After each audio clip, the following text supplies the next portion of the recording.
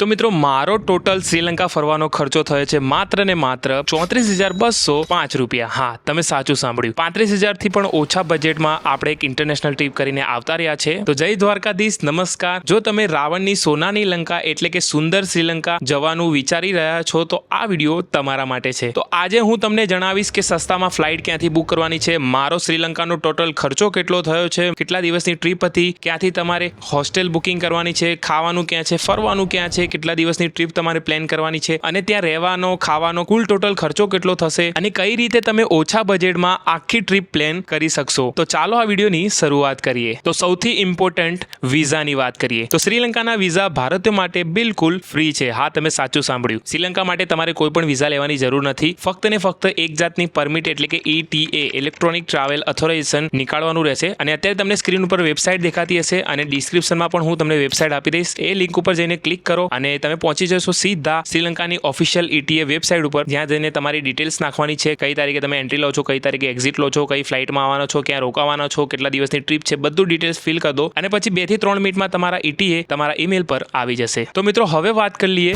ફ્લાઇટની. તો ફ્લાઇટ માટે મારો ટોટલ ખર્ચો થયો છે 20,000 રૂપિયા. જવાની ફ્લાઇટના મારા 10,000 અને આવવાની ફ્લાઇટના મારા 10,000 એટલે ટોટલ 20,000. અને હા, ફ્લાઇટ થોડી આપણને મોંઘી પડી છે કેમ કે કોઈ ડાયરેક્ટ ફ્લાઇટ નથી અમદાવાદથી શ્રીલંકાની, એટલા માટે આપણે વાય એટલે કે ચેન્નઈ, બેંગ્લોર કાં તો હૈદરાબાદ થઈને જવું પડે છે, એટલા માટે આપણને ફ્લાઇટ થોડી મોંઘી મળે છે. અને જો મિત્રો તમારે પણ સસ્તી ફ્લાઇટ્સ બુક કરવી હોય તો તમે ગૂગલ ફ્લાઇટ્સ અને સ્કાય સ્કેનરનો ઓપ્શન ચૂઝ કરી શકો છો અને ત્યાં તમે અલગ અલગ તારીખો ચેક કરીને સૌથી સારી અને સસ્તી ડીલ શોધી શકો છો. અને મિત્રો યાદ રાખો, ફ્લાઇટ હંમેશા 1 થી 2 મહિના પહેલા બુક કરો તો તમે ફાયદામાં રહેશો. અને હવે વાત કરી લઈએ ત્યાં રોકાવાની. જો તમે એકલા મુસાફરી કરી રહ્યા હો અથવા તો બેસ્ટ ઓપ્શન શોધી રહ્યા હોય તો તમારી માટે હોસ્ટેલ બેસ્ટ ઓપ્શન છે. અને મારો 7 દિવસનો હોસ્ટેલનો કુલ ખર્ચ થયો છે માત્ર ને માત્ર 4,135 રૂપિયા. હા, અને જેમાં આપણે 3 દિવસ કોલંબોમાં રોકાયા, 2 દિવસ કેન્ડીમાં રોકાયા અને 1 દિવસ એલામાં રોકાયા. અને આમાંથી ઘણી બધી હોસ્ટેલમાં તમને બ્રેકફાસ્ટ ઇન્ક્લુડ મળશે અને એવી પણ હોસ્ટેલ છે જેમાં તમને ડિનર પણ ઇન્ક્લુડ જોવા મળશે. અને મિત્રો હોસ્ટેલમાં રહેવાનો ફાયદો એ છે કે તમને દુનિયાભરના નવા મિત્રો મળશે